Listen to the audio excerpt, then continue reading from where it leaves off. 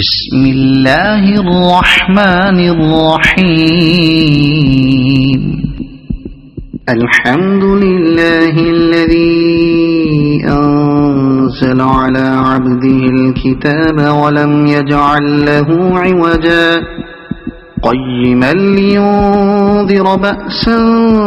شديدا من لدنه ويبشر المؤمنين الذين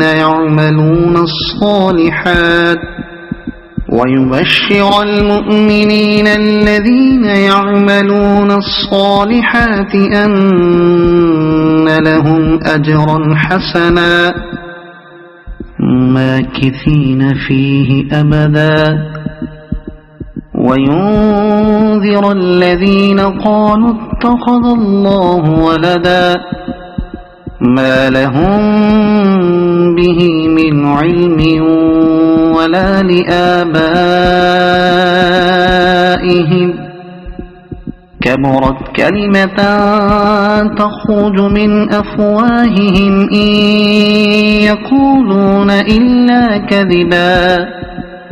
فلعلك باخع نفسك على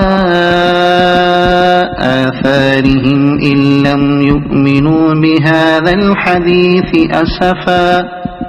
إنا جعلنا ما على الأرض زينة لها لنبلوهم أيهم أحسن عملا وإنا لجاعلون ما عليها صعيدا جرزا أم حسبت أن أصحاب الكهف والرقيم كانوا من آياتنا عجبا إذ أوى الفتية إلى الكهف فقالوا ربنا آتنا من لدنك رحمة وهيئ لنا من أمرنا رشدا فضربنا على آذانهم في الكهف سنين عددا ثم بعثناهم لنعلم أي الحزبين أحصى لما لبثوا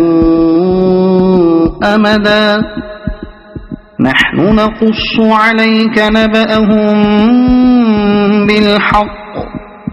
إنهم فتية آمنوا بربهم وزدناهم هدى وربطنا على قلوبهم إذ قاموا فقالوا ربنا رب السماوات والأرض لن ندعو من دونه إلها لقد قلنا إذا شططا هؤلاء قومنا اتخذوا من دونه آلهة لولا يأتون عليهم بسلطان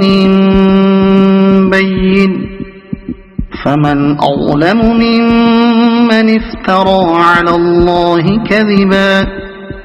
وإذ اعتزلتموهم وما يعبدون إلا الله فأووا إلى الكهف ينشر لكم ربكم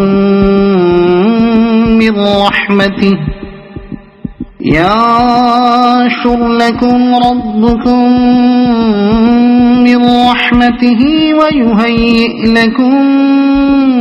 من أمركم مرفقا وترى الشمس إذا طلعت تزاور عن كهفهم ذات اليمين وإذا غربت تقرضهم ذات الشمال وهم في فجوة منه ذلك من آيات الله من يهد الله فهو المهتد ومن يضلل فلن تجد له وليا مرشدا